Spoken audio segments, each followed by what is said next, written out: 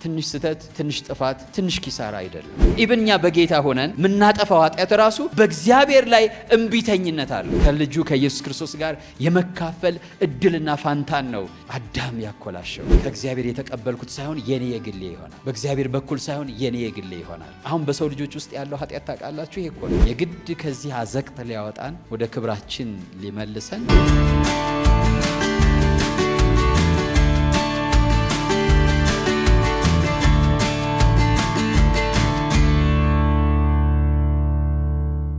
በልቤ ውስጥ ያለ ድንቅ መልእክት አለ።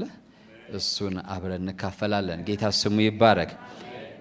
ርዕሴ ሁሉን ወራሽ ነው። ሁሉን ወራሽ።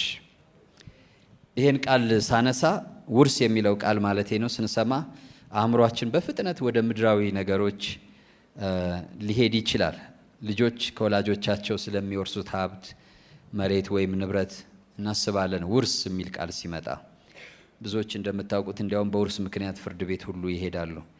ወላጆች ሀብታቸውን እንደፈለጉ ሊያካፍሉ ይችላሉ። እንደምታውቁት በሕይወት ዘመን እያሉ ለታላቁ ልጅ ይሄን ያህል፣ ለታናሹ ይሄን ያህል፣ ለዛችኛዋ ለዚህኛው ብለው ማካፈል ይችላሉ።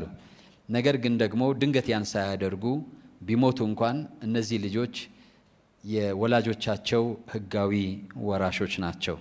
ስለዚህ በሕግ እኩል ድርሻቸውን ይወስዳሉ።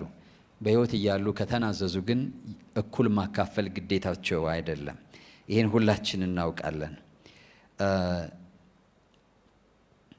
ስለዚህ ለአንዱ አሳንሰው ለአንዱ ደግሞ አብስተው መስጠት መብት አላቸው። ጥበበኛ ወላጆች ብዙ ጊዜ የሚያስቡት ስለ ትውልድ ነው። ሲሰሩና ሲያጠራቅሙ ልጆቻቸውን በአእምሯቸው ይይዛሉ።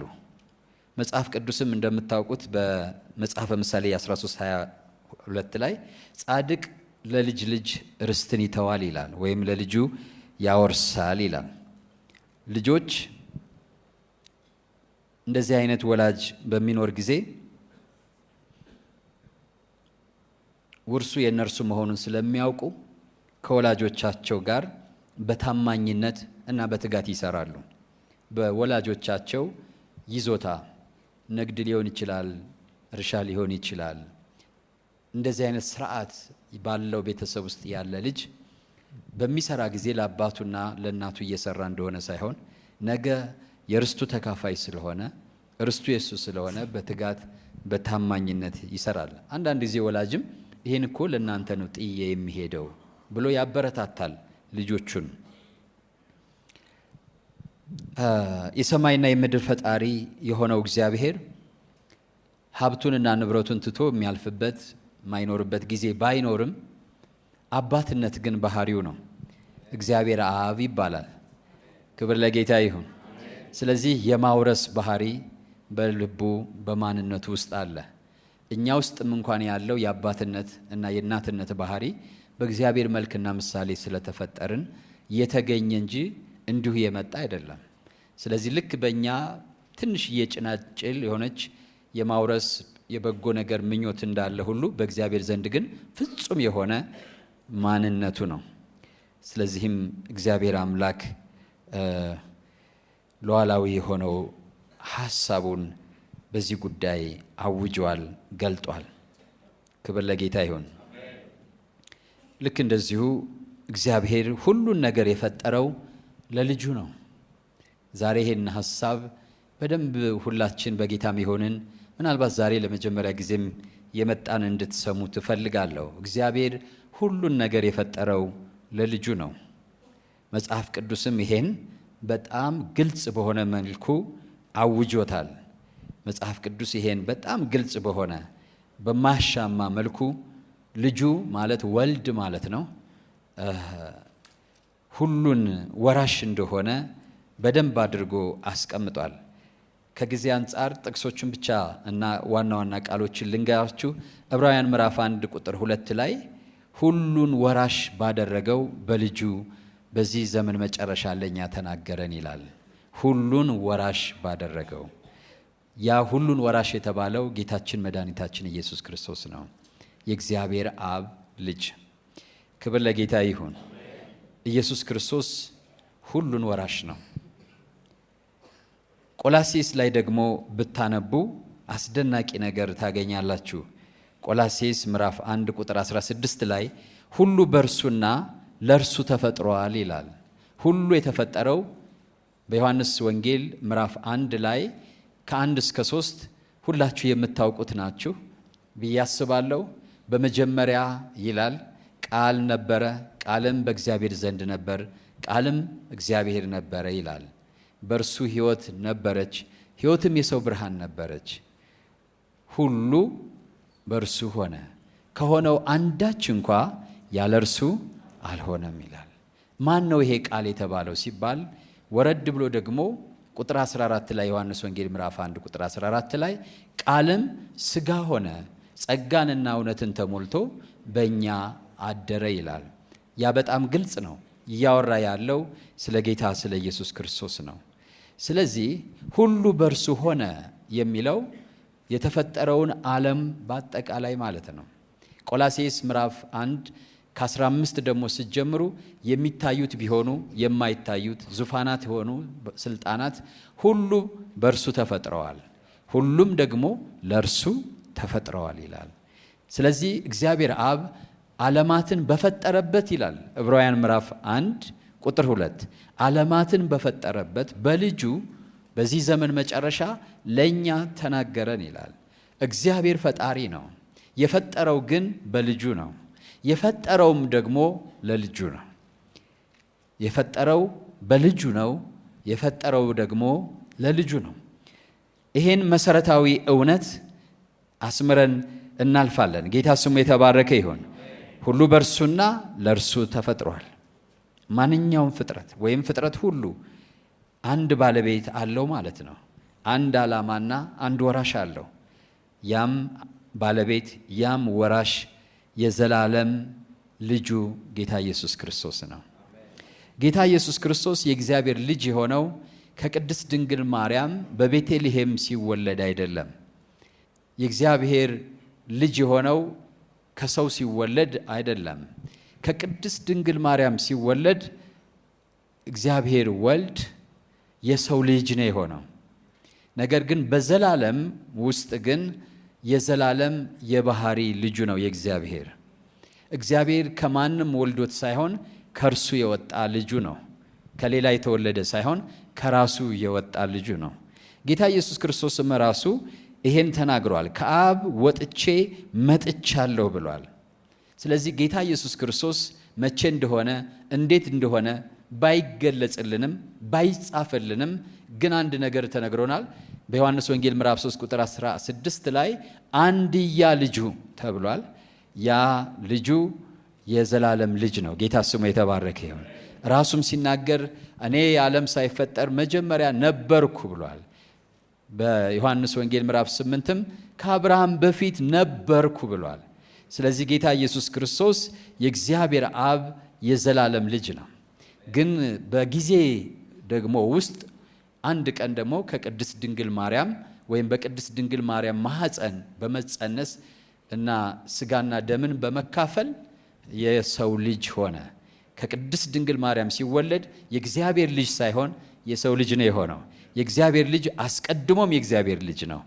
ጌታ ስሙ የተባረከ ይሁን።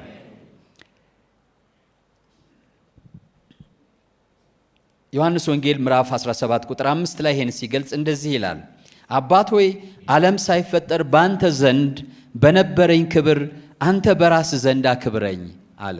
ምድር ላይ ሆኖ ነው ይሄን ጸሎት የጸለየው። አባት ሆይ ዓለም ሳይፈጠር ባንተ ዘንድ በነበረኝ ክብር አንተ በራስ ዘንድ አክብረኝ። ጌታችን መድኃኒታችን ኢየሱስ ክርስቶስ በዚህ ቃሉ ስታዩ አንደኛ ዓለም ሳይፈጠር አስቀድሞ በአብ ዘንድ የነበረ እንደሆነ ይናገራል። በአብ ዘንድ ነበረ ሲባል አብ ነበረ ግን ማለት አይደለም። እኔ አብ ነኝ አላለም። እኔና አብ አንድ ነን ነው እንጂ ያለው እኔ አብ ነኝ አላለም። ግልጽ ነው እያልኩ ያለሁት።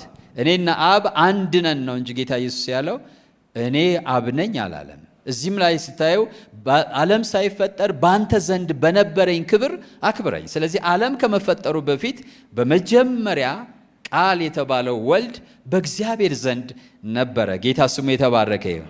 እዚህ ላይ ንግግሩንም ስታዩ የልጅነት ንግግር ሆኖ ታዩታላችሁ። ስለዚህ ጌታ ኢየሱስ ክርስቶስ የዘላለም የእግዚአብሔር ልጅ ነው። ሃሌሉያ! የዘላለም የእግዚአብሔር ልጅ ነው። ሁሉ የተገኘው ቅድም እንዳልኳችሁ ከእርሱ ነው። ስለዚህ ዓለም ከመፈጠሩ በፊት ወልድ ከአብ ጋር የዘላለም ኅብረትና የዘላለም ክብር ነበረው። በእግዚአብሔር አብ ዘንድ ኅብረት ነበረው፣ ክብር ነበረው። እግዚአብሔር ወልድ ሁሉ ደግሞ በዛን ዘመን ማለት አንድ ጊዜ ምንም ነገር አልነበረም ብላችሁ አስቡ።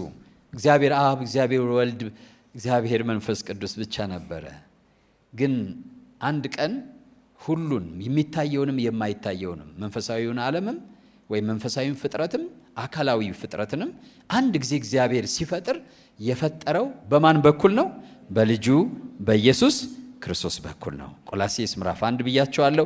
ከ15 ጀምሮ ብታነቡ በጣም ጥሩ ይሆናል። ወይም ላንብብላችሁ። እንደዚህ ይላል፣ እርሱ የማይታይ አምላክ ምሳሌ ነው። ምሳሌ የሚለው የድሮ ቃል ስለሆነ ነው። መልክ ወይም መታያ ነው ማለት ትችላላችሁ። የሚታዩትና የማይታዩት ዙፋናት ቢሆኑ ወይም ጌትነት ወይም አለቅነት ወይም ስልጣናት በሰማይና በምድር ያሉት ሁሉ በእርሱ ተፈጥረዋልና ከፍጥረት ሁሉ በፊት በኩር ነው። ክብር ለጌታ ይሁን። ማለትም ከፍጥረት ሁሉ በፊት ነበረ፣ መጀመሪያ ነው። ሁሉ በእርሱና ለእርሱ ተፈጥሯል። እርሱም ከሁሉ በፊት ነው፣ ሁሉም በእርሱ ተጋጥሟል። ክብር ለጌታ ይሁን። ሁሉም በእርሱ ምን ብሏል ይላል? ተጋጥሟል። ቁጥር 18 እርሱም የአካሉ ማለትም የቤተ ክርስቲያን ራስ ነው። እርሱም በሁሉ ፊተኛ ይሆን ዘንድ መጀመሪያ ከሙታን በኩር ነው። 19:20 እግዚአብሔር ሙላቱ ሁሉ በእርሱ እንዲኖር እግዚአብሔር የእርሱ ሙላት የማይታየው አምላክ በክርስቶስ ኢየሱስ ውስጥ የእሱ ሙላት እንዲሆን በእርሱ እንዲኖር በእርሱ በኩል በመስቀሉ ደም ሰላም አድርጎ በምድር ወይም በሰማያት ያሉትን ሁሉ ለራሱ እንዲያስታርቅ ፈቅዷል ይላል። ጌታ ስሙ ይባረክ። ይህ እንግዲህ የእግዚአብሔር ፈቃድ ነው። ዓለማትን በእርሱ መፍጠር፣ ሁሉን ለእርሱ መፍጠር፣ እርቅን በእርሱ ማድረግ። ይህ የማን ፈቃድ ነው? የእግዚአብሔር አባት ወይም የአምላካችን ፈቃድ ነው። ጌታ ስሙ የተባረከ ይሁን። ለምንድን ነው ብላችሁ መጽሐፍ ቅዱስን ያው ጊዜ ስለሌለን ሁሉን አልጠቅስላችሁም፣ ግን ብትመረምሩ አንድ ነገር ታገኛላችሁ። ያም ምንድነው? ልጅ የአባቱ ደስታ ነበረ፣ ወይም ወልድ የእግዚአብሔር አብ ደስታ ነበረ። መነሻው እግዚአብሔር አብ በልጁ መደሰቱ ነው። በልጁ መደሰቱ ነው። አብ ወልድን በጥልቅና በዘላለማዊ ፍቅር ይወደዋል። በዚህም ፍቅር ምክንያት ነው ሁሉን ነገር ያደረገው። ይሄንም ደግሞ ጌታ ኢየሱስ ክርስቶስ በዮሐንስ ወንጌል ምዕራፍ 17 ላይ ተናግሮታል። እኔን በወደድክባት ፍቅር እነርሱን እንደምትወዳቸው ያኔ ያውቃሉ ይላል። ስለዚህ ጌታ ኢየሱስ ክርስቶስ እግዚአብሔር አብ እርሱን እንደሚወደው ተናግሯል። ጌታ እግዚአብሔር አብም ደግሞ በተለይ በማቴዎስ ወንጌል ምዕራፍ 17 ላይ ስታነቡ በእርሱ ደስ የሚለኝ የምወደው ልጄ እርሱ ነው። ጌታ ስሙ የተባረከ ይሁን። እግዚአብሔር ፍቅር ነው። እስኪ በሉ እግዚአብሔር ፍቅር ነው በሉ እስኪ። ኃጢአተኛውንም ይወዳል፣ ጻድቁንም ይወዳል። ነገር ግን እግዚአብሔር የተደሰተበት አንድ ብቻ ነው ያለው፣ እርሱም ልጁ ኢየሱስ ክርስቶስ ነው። ሁሉን ይወዳል፣ ግን በሁሉ ደስተኛ አይደለም። እጅግ የተደሰተው በአንድ ልጁ በኢየሱስ ክርስቶስ ነው። ለምን? እግዚአብሔር አምላክ በልቡ ውስጥ እንዳለ ሁሉንም ያከናወነ ነው፣ ሁሉንም የፈጸመ ነው። ስለዚህ ጌታ እግዚአብሔር አምላክ በመጽሐፍ ቅዱስ በአዲስ ኪዳን እንኳን 2 ጊዜ፣ አንድ ጊዜ በታቦር ተራራ ላይ የመስቀል ሞቱ በደረሰ ጊዜ ሙሴ ተገልጦ ነበረ፣ ኤልያስ ተገልጦ ነበር፣ ያዕቆብ እና ዮሐንስ እና ጴጥሮስ በዛ ደብረ ዘይት ተራራ ላይ ነበሩ። ግን እግዚአብሔር አብ ድምፁን አሰማቸውና ከሙሴም ይልቅ ከኤልያስም ይልቅ እነሱ በጣም የገዘፈ የሚያውቁት አስቡት፣ ማን ነው እሱ? ሙሴ ነው። ሙሴ ሁሌ የሚፎከርበት ማለት ነው። መና ከሰማይ ያወረደልን፣ ከግብፅ ምድር ያወጣን፣ የኤርትራን ባህር የከፈለ እየተባለ የሚነገር ነው። ሙሴን አመጣሁ። ኤልያስ እሳት ያወረደ፣ የበዓልን አማልክቶችን ሁሉ ያፈራረሰ፣ ነቢያቶችን የጨረሰ፣ በእሳት ሰረገላ ያረገ ታላቅ ነብይ ነው። ሁለቱንም አመጣ እግዚአብሔር እና ኢየሱስ ክርስቶስን ግን በዘላለም ክብሩ አስጌጠው፣ አስዋበው፣ አደመቀው። ጌታ ስሙ የተባረከ ይሁን። ክብር ለስሙ ይሁን። ከዛ በኋላ በደመና ድምጽ መጣ። ጌታ ስሙ ይባረክ። ከዛ ከገናና ክብሩ ሰማን አለ ጴጥሮስ ሲናገር በኋላ ምን የሚል ነው የሰሙት? በእርሱ ደስ የሚለኝ የምወደው ልጄ እሱ ነው፣ እርሱን ምን በሉት አለ? ስሙት። አብ መሰከረ። ጌታ ስሙ ይባረክ። ስለዚህ በእርሱ ደስ የተሰኘበት የሚወደው ልጁ ስለሆነ ሁሉን ለሱ ፈጥሮለታል። ሁሉ በእርሱ እንዲደረግ ወስኗል። ሁሉ በእርሱ እንዲደረግ ወስኗል። ማንም ሊቀይረው አይችልም። ጌታ ስሙ ይባረክ። ይሄን ማንም መቀየር አይችልም። በየሆነ በንዴት አይሆንም፣ በብስጭት አይሆንም። እግዚአብሔር አብ የወሰነው ውሳኔ ነው። ጌታ ኢየሱስ በስጋ ጊዜው ደግሞ ይሄን ተናግሯል። ዮሐንስ ወንጌል ምዕራፍ 3 ቁጥር 5 ላይ ብታነቡ ቁጥር 35 ላይ ይቅርታ፣ ምን አለ ጌታ ኢየሱስ? አባት ልጁን ይወዳል አለ።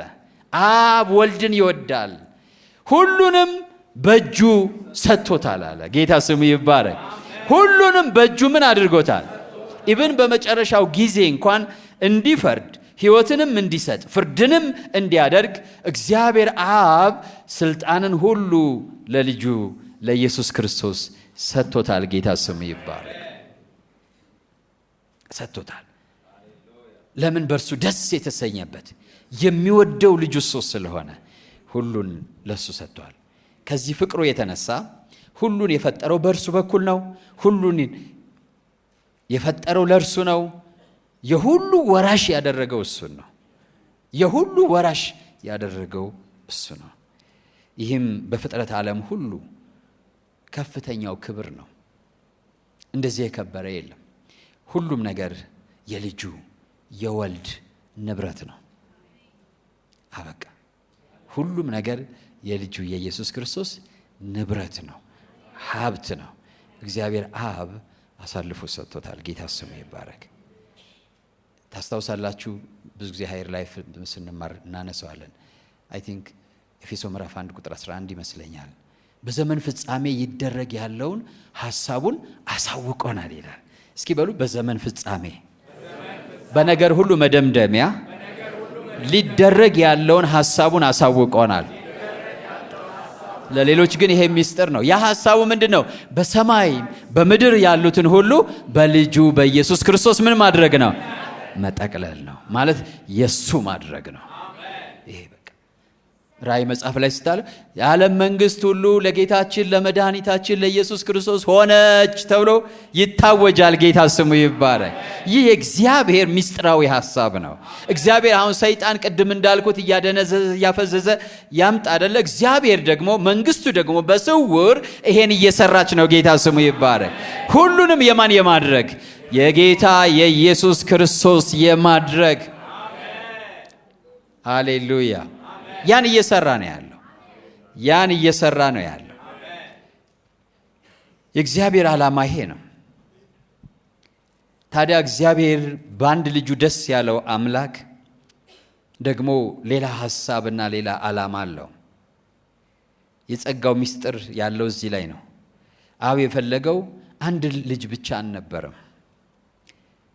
ግን የባህሪ የሆነ ከእርሱ የወጣ ያልተፈጠረ ግን የተወለደ ያለው አንድ ነው። ግን እግዚአብሔር አንድ ልጅ ብቻ አይደለም የፈለገው፣ ብዙ ልጆችን ነው የፈለገው። እነዚህ ብዙ ልጆች ግን ሊፈጠሩ ብቻ ነው የሚቻለው። ስለዚህ ከዚህ የተነሳ እንደምታውቁት በመጽሐፍ ቅዱስ እግዚአብሔር ያን ዓላማውን ወደ እውን ሲያደርግ፣ ወደ ተጨባጭ ሲያመጣ ታገኙታላችሁ። የእርሱ ፍላጎት የበኩር ልጁን መልክ የሚመስሉ ብዙ ልጆችን ወደ ክብር ማምጣት ነው። የእግዚአብሔር ፍላጎት የእሱን የልጁን የሚወደውና ደስ የተሰኘበትን ልጁን የሚመስሉ ልጁ ኢየሱስ ክርስቶስ ባለበት ክብር አብረው የሚኖሩ ብዙዎችን ወደ ልጁ ክብር ማምጣት የእግዚአብሔር ዓላማ ነው እና በዘፍጥረት ምዕራፍ 1:26 ላይ ሰው የተባለ ፍጡር በመልካችን እንደ ምሳሌያችን እንፍጠር አለ እግዚአብሔር ይላል። ይሄን ምን እንደማለት ነው? መልካቸው እንደ ልጄ መልክ የሚመስል ከእርሱ ጋር አብረው የሚወርሱ ልጆችን እንፍጠር ያለ ይመስለኛል። አባባሉ እንደዛ ነው። መልካቸው እንደ ልጄ መልክ፣ አደራረጋቸው እንደ ልጄ የሆኑ ልክ በልጄ ደስ እንደተሰኘው እና ልጄንም እንደምወደው በእነሱ ደስ የምሰኝባቸው ደግሞም እንደ ልጄ የምወዳቸው የእሱ መልክና ምሳሌ ያላቸው ብዙዎችን እንፍጠር። ይህ ተራ ሀሳብ አይደለም። የእግዚአብሔር የዘላለም እቅድ ነው፣ ምኞት አይደለም። ጌታ ስሙ የተባረከ ይሁን። ወዲያውኑ ሲናገር እግዚአብሔርም ሰውን በመልኩ እንደ ምሳሌው አድርጎ ምን አደረገው ይላል? ፈጠረው ይላል። ወዲያው እውን የሆነ የእግዚአብሔር እቅድ ነው፣ እውን የሆነ የእግዚአብሔር ሐሳብ ነው። ይህን ሮሜ ምዕራፍ 8 ቁጥር 29 በደንብ ብርሃን ይሰጠናል። ልጁ በብዙ ወንድሞች መካከል በኩር ይሆን ዘንድ የመጀመሪያ ነው እሱ። ጌታ ስሙ ይባረክ። ያልተፈጠረ ግን የተወለደ የእግዚአብሔር በኩር ልጅ ጌታ ኢየሱስ ክርስቶስ ልጁ በብዙ ወንድሞች መካከል በኩር ይሆን ዘንድ አስቀድሞ ያወቃቸውን የልጁን መልክ እንዲመስሉ ደግሞ አስቀድሞ ደግሞ ምን ብሏል ይላል? ወስኗል። መቼ ነው? አስቀድሞ ዓለም ሳይፈጠር፣ የሰው ልጅ ሳይፈጠር በወደደው በልጁ በኢየሱስ ክርስቶስ መልክና ምሳሌ ሰዎች እንዲፈጠሩ እግዚአብሔር ወስኗል አለ። ክብር ለጌታ ይሁን። ዕብራውያን ምዕራፍ 2 ቁጥር 10 ደግሞ እነዚህን ልጆች አለ ወደ ክብር ሲያመጣ የመዳናቸውን ራስ ክርስቶስን ማለት ነው በመከራ ሊፈጽመው ተገብቶታል ይላል። ክብር ለጌታ ይሁን። ወደ የት ክብር ብትሉ አስቀድሞ በእግዚአብሔር ዘንድ ክብር ወደ ነበረው ወደ ልጁ ወደ ኢየሱስ ክርስቶስ ክብር ብዙ ልጆችን ለማምጣት ኢየሱስ ክርስቶስ መከራ ሊቀበል ግድ ሆነ። ስለዚህ ጌታ ኢየሱስ ክርስቶስ መከራ የተቀበለው የገዛ ወገኖችን ወደ እርሱ ክብር ለማምጣት ነው። እሱ ወዳለበት ክብር፣ ወደ አባቱ ደስታ፣ ወደ አባቱ ህብረት፣ ወደ አባቱ አንድነት ከዘላለም ዘመናት በፊት እሱና አባቱ ብቻ ወደሚያውቁት አሁን ግን እርሱ እንዲያውቁት በዮሐንስ ወንጌል ምዕራፍ 17 ላይ ስምህን ገለጥኩላቸው ይላል። ጌታ ስሙ ይባረክ። እርሱ ብቻ ነበር የሚያውቀው። እርሱ ብቻ ነበር በዛ የሞቀ ፍቅር የሚኖረው፣ በዛ ክብር የሚኖረው። ግን እግዚአብሔር አብ አይበቃም አለ። ጌታ ስሙ ይባረክ። አንድ ልጅ ብቻ አይበቃኝም፣ ብዙ ልጆች ያስፈልጉኛል። ስለዚህ በሱ መልክና ምሳሌ ብዙዎችን እንፍጠር አለ። ጌታ ስሙ ይባረክ። ከዛ መንገድን ቀየሰላቸው። እነዚህ ብዙ ልጆች ወደዛ ክብር እንዲመጡ የግድ አንድያ ልጁ መሞት ነበረበት። የግድ አንድያ ልጁ መከራ መቀበል ነበረበት፣ ዋጋ መክፈል ነበረበት።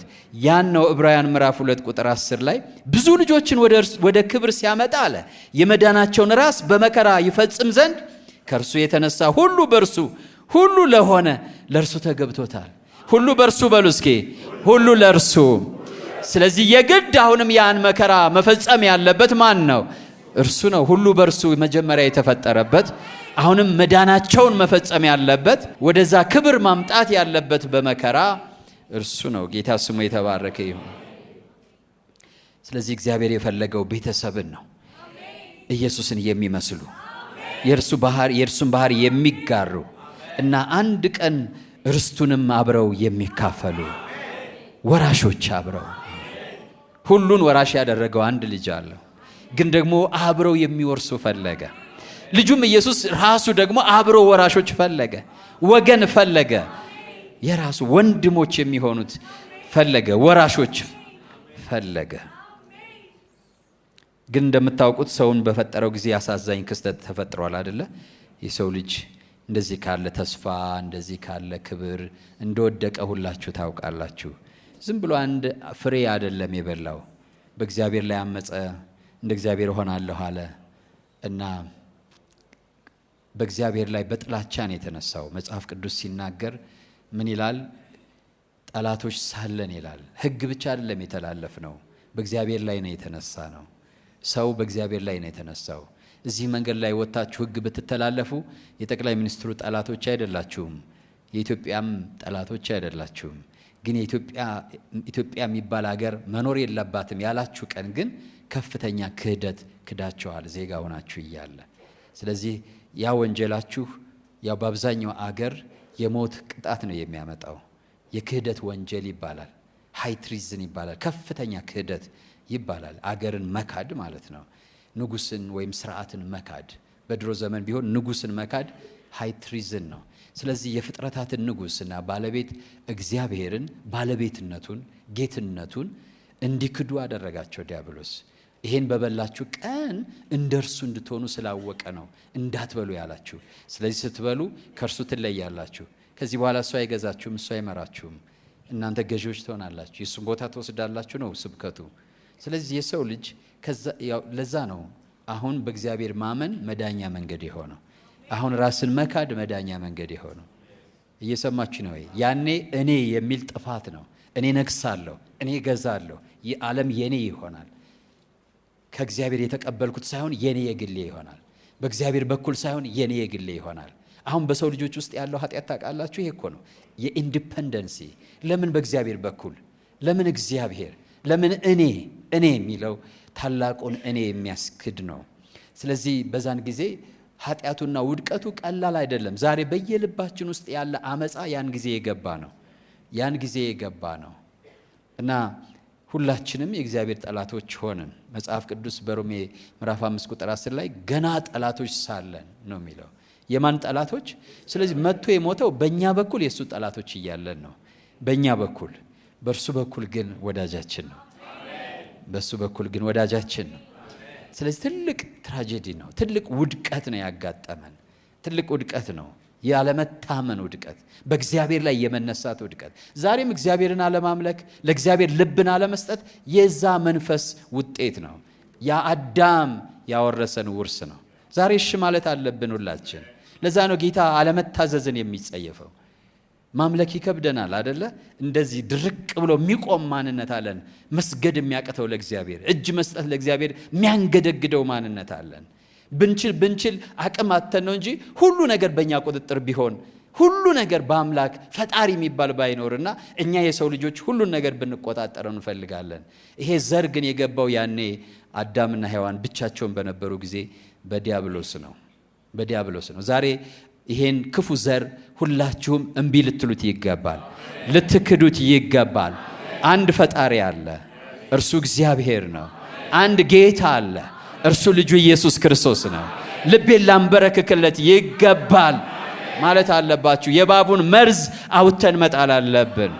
ያን የነደፈን መርዝ ነው ዛሬም ገዳይ ሆኖ ያለው ወገኖቼ። ስለዚህ ያ ከባድ አሳዛኝ ውድቀት ምንድነው ብትሉ ዝም ብሎ ተራ ስህተት አይደለም። አዳም በወደቀ ጊዜ ያጣው ደግሞ ተራ ማጣት አይደለም። ተራ ከገነት መባረር፣ ከዛ ወደ ምድር መጣል ብቻ አድርጋችሁ አታስቡ። እሱ ብቻ አይደለም። ቅድም ያልኳችሁ የጠፋው የልጅነት መብት ነው። የጠፋው የልጅነት መብት መንግስት ነው የጠፋው ለእርሱ ተዘጋጅቶ የነበረው ርስት ነው። ከልጁ ከኢየሱስ ክርስቶስ ጋር የመካፈል እድልና ፋንታን ነው አዳም ያኮላሸው። ትንሽ ስህተት፣ ትንሽ ጥፋት፣ ትንሽ ኪሳራ አይደለም። የሰው ልጅ ከእግዚአብሔር ሲለይ ከክርስቶስ ጋር ለመውረስ ብቁ አልሆነም። በቃ ብቁ ያልሆነ ሆነ። መጽሐፍ ቅዱስ ሲናገር እንደምታስታውሱት ሮሜ ምዕራፍ 3 ቁጥር 23 ላይ ሁሉ ኃጢአትን ሰርተዋል። ሁሉ በሉ እስኪ ኃጢአትን ሰርተዋል። የኃጢአት አመጽ ነው። መጽሐፍ ቅዱስ ሲናገር ኃጢአትም ይላል። ምንድነው ይላል? አመጽ ማለት በሆነ ሰው ላይ መነሳት ማለት ነው። ይሄ አመጽ በእግዚአብሔር ላይ መነሳት ነው። ስለዚህ ሁሉም ኃጢአትን ሰርተዋል። ሁሉም ኃጢአትን፣ የኃጢአት ባህሪ በሉ እስኪ ከኔ ጋራ አመጽ ነው። ይሄን እያሰላሰልኩ ያለ ቤቴ በጣም በራልኝ። እያንዳንዱ ኃጢአት ውስጥ ዝም ብላችሁ ብትመረምሩ በእግዚአብሔር ላይ እምቢተኝነት አለ። በነገራችን ላይ ኢብንኛ በጌታ ሆነን ምናጠፋው ኃጢአት ራሱ በእግዚአብሔር ላይ እምቢተኝነት አለው። እምቢተኝነት አልገዛም ባይነት አለው እንጂ ሕግን መተላለፍ ብቻ አይደለም። ለዛ ነው ልክ ኃጢአትን ስትአደርጉ ከእግዚአብሔር የመራቅ ስሜት ይሰማችኋል። አይደለም? ከእግዚአብሔር የመራቅ ስሜት ማለት ምንድነው? ተቃራኒነት ነው ኃጢአት። አመጽ ነው ኃጢአት።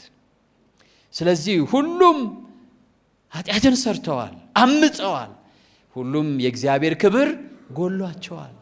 እግዚአብሔር ሊሰጣቸው ያለ ለልጁ የሰጠው በልጁ በኢየሱስ ክርስቶስ በኩል አብረው እንዲወርሱ እንዲጋሩ ያሰበው ነገር ጎሏቸዋል።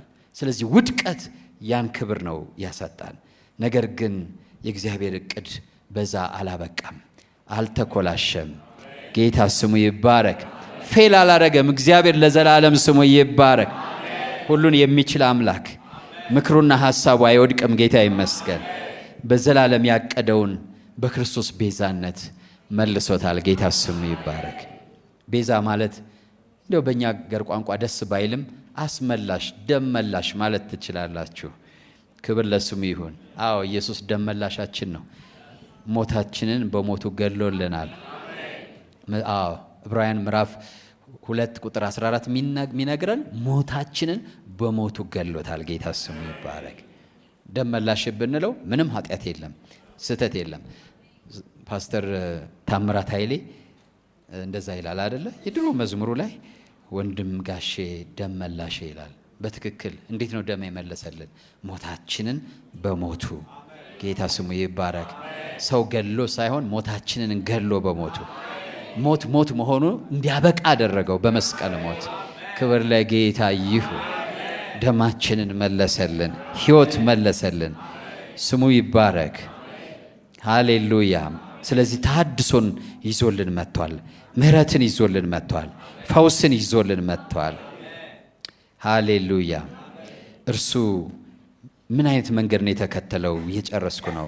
ምን አይነት መንገድ ነው የተከተለው? ታዲያ ወደዛ ክብራችን ሊመልሰን እግዚአብሔር ዓለም ሳይፈጠር እሱን እንድንመስል ከእሱ ጋር እንድንካፈል እንድንጋራ ወደ አሰበው ሐሳብ ለመመለስ ምንድን ነው ያደረገው ብትሉ፣ በመጀመሪያ እሱን መስለን ተፈጠርን። ከዛ ምስል ወደቀን፣ ከዛ ክብር ወደቀን። ስለዚህ እሱ ደግሞ በተራው እኛን መሰለ።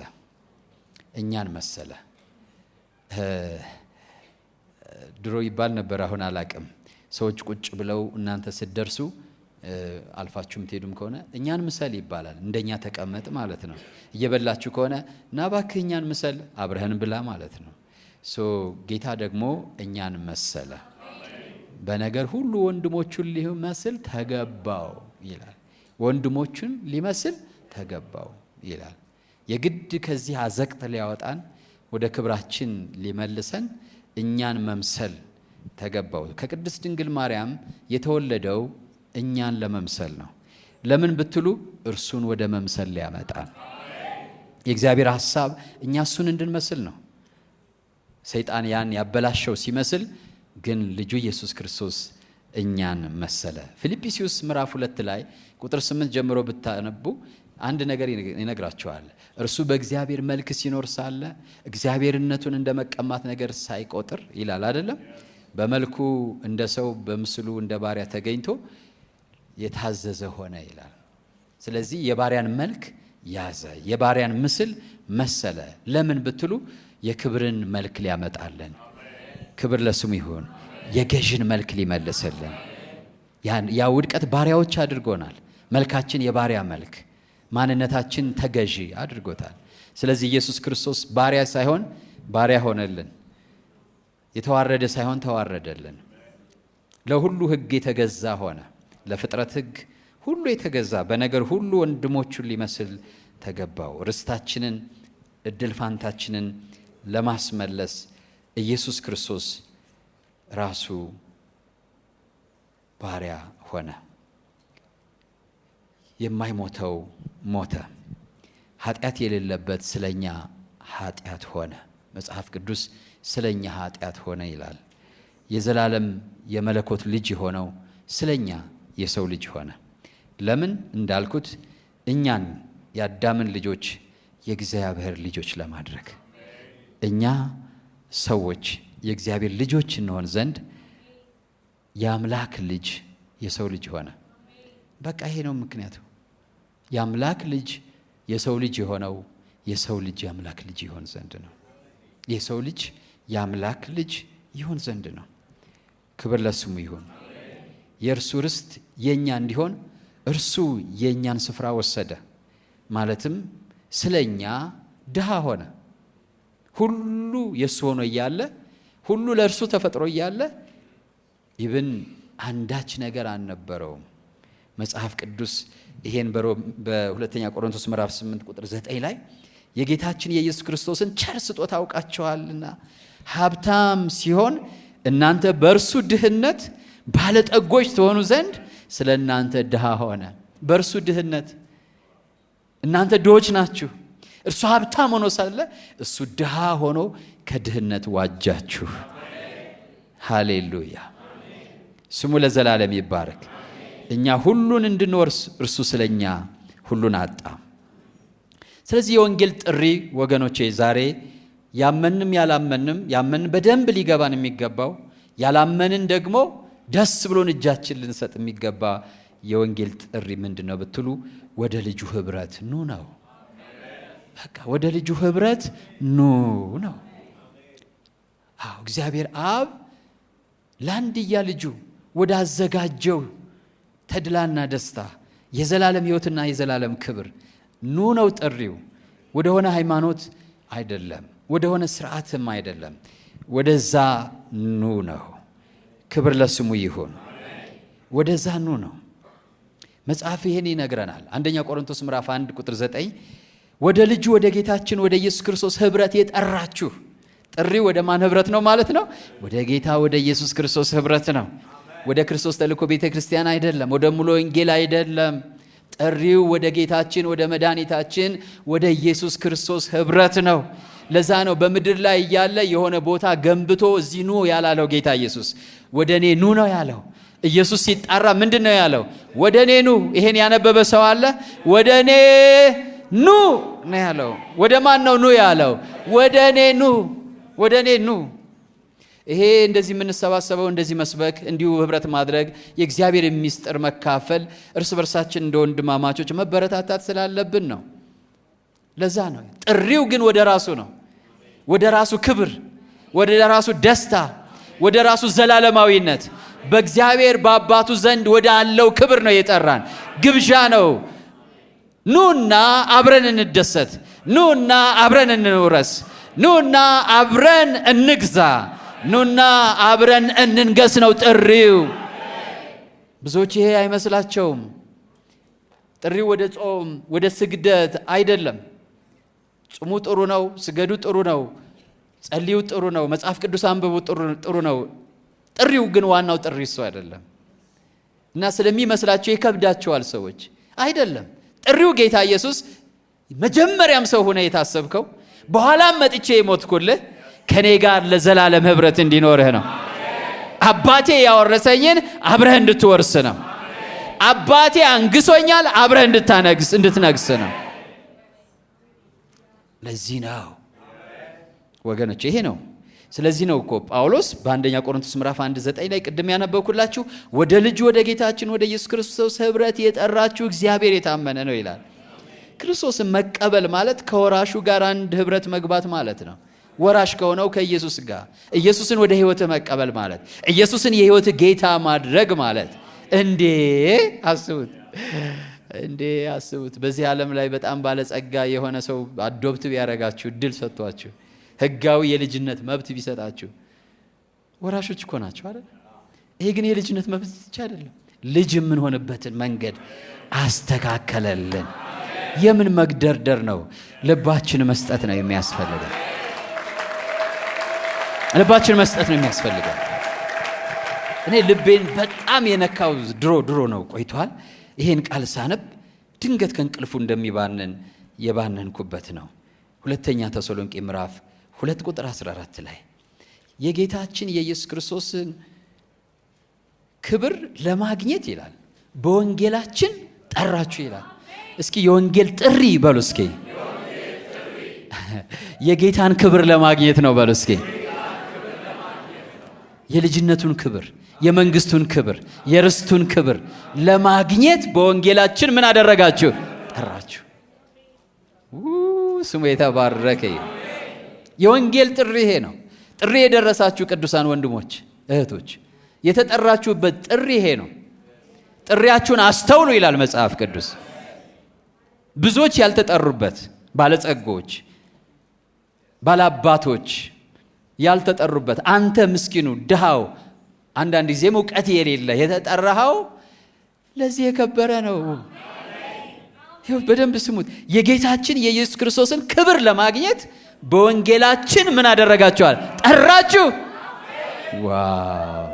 የተጠራኸው የተጠራሽው የጌታን የኢየሱስ ክርስቶስን ክብር ለማግኘት ነው። መጥሪያው ደግሞ ወንጌል ነው። ጌታ ስሙ ይባረክ። ይህን ክብር ለማግኘት ነው የተጠራ ነው። ሃሌሉያ! የዚህ የእግዚአብሔር ልዩ ጸጋ አስደንጋጭ እውነት ይሄ ነው። እውነት ለመናገር ልጆች ከሆነ ሮሜ ምዕራፍ 8 ቁጥር 17 ጥሪው ልጅ የመሆን ጥሪ ነው። በስሙ ላመኑትና ለተቀበሉት ሁሉ ግን የእግዚአብሔር ልጆች የሆኑ ዘንድ ስልጣን ሰጣቸው። አንዳንዶች ያሾፋሉ አይደል? ስጠኝ በኪሴ ላስገባው ምናምን እንደዚህ ይቀልዳሉ። ስላልገባቸው ነው፣ አትፍረዱባቸው። በስሙ ለሚያምኑትና ለተቀበሉት ሁሉ ግን የእግዚአብሔር ልጆች የሆኑ ዘንድ መብት ሰጣቸው። እነርሱም ከእግዚአብሔር ተወለዱ እንጂ ከደምና ከሥጋ ፈቃድ አልተወለዱም። ኦኬ፣ ተቀብለውት ከሆነ ተወልደዋል ማለት ነው። ከተወለዱ እድል ፋንታቸው ምንድን ነው ብትሉ እዚህ ጋር ነው። ከተቀበሉት ተወልደዋል፣ ከተወለዱ እድል ፋንታ አላቸው። እንደዚህ ይላል ሮሜ ምዕራፍ 8 ቁጥር 17 ላይ ልጆች ከሆንን ወራሾች ደግሞ ነን። ጌታ ስሙ ይባረክ። እስኪ በሉ ልጅ ከሆንኩ በሉ እስኪ ወራሽ ነኝ በሉ እስኪ። የምን ወራሽ ማለት ይላል እግዚአብሔር እንዲያው በቃ ይባርከው አለ። የተባረከ ነው ማለት ይላል የእግዚአብሔር ወራሾች ነን። መጀመሪያ ሁሉን ወራሽ የነበረው ማን ነው? ልጁ ኢየሱስ ነው። አሁን ግን ልጆች ከሆንን ደግሞ እኛም ራሳችን የማን ወራሾች ነን? አሁን የእግዚአብሔር ምኖች ነን ነው የሚለው፣ ወራሾች ነን። ደግሞ እንደዚህ ይላል አብረን ደግሞ እንድንከብር። ከማን ጋር ነው አብረን የምንከብረው? ከልጁ ከኢየሱስ ጋር አብረን ደግሞ እንድንከብር አብረን መከራን ብንቀበል ከክርስቶስ ጋር አብረን ወራሾች ነን። ለዚህ ነው አሁን በዚህ ዘመን ስለ ኢየሱስ ስም መነቀፍን መጥላት የለባችሁም። እሱ ተነቅፏል አይደለም? እሱ ተጠልቷል አይደለም? እናንተም አብራችሁ ተጠሉ፣ አብራችሁ ተነቀፉ፣ አብራችሁ ተዋረዱ። ለምን? አብራችሁ ትከብራላችሁ፣ አብራችሁ ትከብራላችሁ፣ አብራችሁ ትነግሳላችሁ፣ አብራችሁ ትወርሳላችሁ። ኢየሱስን አትሸማቀቁበት፣ አትፈሩበት፣ አትፈሩበት። ስለ ስሙ ተዋረዱ፣ ስለ ስሙ ተነቀፉ፣ ስለ ስሙ ኋላ ቀር ተባሉ። አብራችሁ መከራ ከተቀበላችሁ በዚህ ዘመን ደግሞ እርሱ ጋር አብራችሁ ትነግሳላችሁ። አብራችሁ ከተዋረዳችሁ አብራችሁ ትከብራላችሁ። ጳውሎስ ይሄን አለ። ምን አለ? አብረን ደግሞ እንድንከብር አብረን መከራ ብንቀበል ከእርሱ ጋር አብረን ወራሾች ነን። ይህ ማለት ሁለተኛ ደረጃ ወራሾች አይደለንም። ልክ ልጁ የመጀመሪያ ወራሽ እንደሆነ አንተ ደግሞ አብረህ የመጀመሪያ ወራሽ ነህ። ትርፍራፊ ፈላጊ አይደለህም፣ ወራሽ ነህ። ምሕረት ብቻ የምትጠባበቅ ባሪያ አይደለህም፣ ልጅ ነህ። ባሪያ የጌታውን ምሕረት ይጠባበቃል፣ ቸርነት ይጠባበቃል። በልጁ በኢየሱስ ስታመን ግን የጌታን ምሕረት ብቻ የምትጠባበቅ ሳይሆን በልጁ በኢየሱስ አማካኝነት ወራሽ ተደርገሃል፣ ወራሽ ተደርገሃል። ሃሌሉያ! ስሙ ለዘላለም ይባረክ ጌታ ኢየሱስ። እኛ ከእርሱ ጋር አብረን ወራሾች ነን። እርሱ የወረሰውን ሁሉ ተጋርተናል። ክብር ለስሙ ይባረክ። ምንድነው ብትሉ ያው ጊዜ የለም እንጂ እናንተ አንብቡት ቤታችሁ። ሉቃስ 12:32 በጣም ወደው አንተ ታናሽ መንጋ አለ ጌታ ኢየሱስ። አትፍራ አለ፣ መንግስትን ሊሰጥህ የአባትህ ፈቃድ ሆኗል። ስትጸለይ እንደዚህ በሉ፣ መንግስት ትምጣ። ያቺ መንግስት የልጁ መንግስት ነች፣ የፍቅሩ ልጅ መንግስት። ግን አትፍራ፣ ያን መንግስት ከኔ ጋር ሊያወርስህ የአባትህ ፈቃድ ሆኗል። ምንድነው ጸሎታችን? መንግስትም ኃይልም ያንተ ነው አይደለም? ግን ጌታ ኢየሱስ መልሶ እንደዚህ አለ፣ አትፍራ አንተ ታናሽ መንጋ፣ መንግስትን ሊሰጥህ የአባትህ ምንድነው አለ? ፈቃድ ነው። ዮሐንስ 17 ቁጥር 22 ላይ ደግሞ አባት ሆይ አለ፣ ዓለም ሳይፈጠር ለኔ የሰጠኸኝን ክብሬን ሰጠኋቸው አለ። ጌታ ስም ይባል። ለኔ የሰጠኸኝን ያን ክብሬን ምን አደረኳቸው አለ። ስለዚህ አብረን የምኖር ሰው መንግስት ነው። አብረን የምኖር ሰው ክብር ነው። አብረን የምኖር ሰው ድል ነው። ሃሌሉያ! የኢየሱስ ክርስቶስ ቪክቶሪ የሱ ድል አይዟችሁ አለ። እኔ ዓለምን ምን ብያለሁ? ምን ማለት ነው? my victory is your victory። የኔ ድል የናንተ ድል ነው። የኔ ድል የማን ድል ነው? ያንተ ድል ነው፣ ያንቺ ድል ነው። የምንወርሰው ስልጣኑን ነው። ራእይ ምዕራፍ 3 ቁጥር ዙፋኑን 3:21 ላይ እኔ በመጣው ጊዜ አብሮኝ ሊገዛ አለ ከኔ ጋር ይቀመጣል አለ። ክብር ለጌታ ይሁን። የምንወርሰው የዘላለምን ሕይወት ነው። የሱን የዘላለም ሕይወት የምንወርሰው ባለጸግነቱን ነው። የምንወርሰው ከእግዚአብሔር ጋር አብሮ መሆንን ነው። አባትነቱን እንወርሳለን። ሀልወቱን እንወርሳለን። በአባቱ እቅፍ የነበረ አንድ ልጅ አይደለም ይላል። እኛም ደግሞ በዛ እቅፍ እንሆናለን። እኛም ያን እንለማመዳለን ወገኖቼ። ክብር ለስሙ ይሁን። ክብር ለስሙ ይሁን። ሃሌሉያ። ምክንያቱም ደግሞ ከወልድ ጋር አንድ ሆነናልና፣ እዚህ ምድር እያለን ከወልድ ጋር በእምነት አንድ ሆነናልና ፍጻሜያችን ከእርሱ ጋር ነው። እርሱ ከክርስቶስ ጋር አብረን ወራሽ የምንሆንበትን መንገድ ከፍቶልናል። ከክርስቶስ ጋር አብረን ምን ሆንበትን ወራሽ። ገላትያ ምዕራፍ 4:7 ላይ ስለዚህ ይላል ከእንግዲህ ወዲህ ልጅ ነህ እንጂ ባሪያ አይደለህም። ልጅም ከሆንክ ደግሞ በክርስቶስ የእግዚአብሔር ወራሽ ነህ። ለምንድን ነው በክርስቶስ የሚባለው? ሁሉም መጀመሪያ የተሰጠው ለማን ነው? ለክርስቶስ ነው። ለምንድን ነው በኢየሱስ ስም የምንጸልየው? ገንዘብ ሁሉ በማን ስም ነው ያለው? በኢየሱስ ስም። ሀብት ሁሉ በማን ስም ነው ያለው? በኢየሱስ ስም ነው። ስልጣን ሁሉ በማን ስም ነው ያለው? አዎ፣ ኢየሱስን ጠልቶ በረከት፣ ኢየሱስን ጠልቶ ሕይወት፣ ኢየሱስን ጠልቶ መንግሥተ ሰማያት የሚባል የለም። ሁሉ በልጁ ስም ነው የተመዘገበው። ሁሉ በልጁ ስም ነው የተመዘገበው። ሁሉን ወራሽ ያደረገው ማን ነው? ልጁን ኢየሱስን። ዝም ብለህ በሃይማኖተኝነት ድርቅና ኢየሱስን አትጥለው። እግዚአብሔር አብ ሁሉን ወራሽ አድርጎታል። ሌላው አብሮ ወራሽ ነው። በልጁ በኩል ሲሄድ እንዲወርስ፣ ልጁ ሲፈቅድለት እንዲወርስ ተደርጓል። ክብር ለስሙ ይሁን። ስለዚህ ምንድነው ማድረግ ያለብን? ወደዚህ ህብረት መግባት ነው። ወደዚህ ህብረት ምን ማድረግ ነው? በቃ የዛሬ መልእክቴ ዋና እርሱ ነው። ወደዚህ መለኮታዊ ግብዣ መምጣት ነው። ላልመጡ ደግሞ እናንተ ሂዳችሁ ይሄ አያሳፍርም። በቃ ኩርት የሚያደርግ መልእክት እኮ ነው። ጌታ ይመስገን። ምን ያሳፍራል? ይሄ ሂዶ መንገር ነው። ኩነኔ አይደለም፣ ምህረት ነው። ውድቀት አይደለም፣ ከፍታ ነው። ሞት አይደለም፣ ህይወት ነው። ህይወትን ሰው ይዞ እንዴት ያፍራል? ክብርን ሰው ይዞ እንዴት ያፍራል? ስለዚህ አትፈሩ። ሌባ ብቻ ነው የሚሸማቀቀው። አትሸማቀቁ። ስለዚህ ዛሬ ወደ እግዚአብሔር ቤተሰብ ግቡ ነው መልእክቴ። ዓለም ሳይፈጠር ወደ ተዘጋጀላችሁ ርስት በዚህ የምስራች ወንጌል ያልመጣችሁ ሰዎች ካላችሁ ዛሬ እንድትመጡ ጥሪ ያደርጋለሁ። አብ አሁንም እየጠራን ነው። ጌታ ስሙ የተባረከ ይሁን። ተነስተን ሁላችንን እንጸልያለን። ጌታ ኢየሱስን የግል አዳኛችሁ አድርጋችሁ ያልተቀበላችሁ ቀጥሎ ያለውን ጸሎት ከኔ ጋር በመጸለይ ወደ ህይወታችሁ እንዲገባ አሮጌው ታሪካችሁ እንዲያቆም አዲስ ጅማሬ በህይወታችሁ እንዲጀምር ማድረግ ትችላላችሁ። አሁን ይሄን አብረን እንጸልይ። እኔ የምለውን በማለት ኢየሱስን ወደ ህይወታችሁ ጋብዙት። እግዚአብሔር አምላክ ሆይ ዛሬ ወደ አንተ ስለጠራኸኝ አመሰግንሃለሁ። እግዚአብሔር ሆይ እኔ ኃጢአተኛ ነኝ።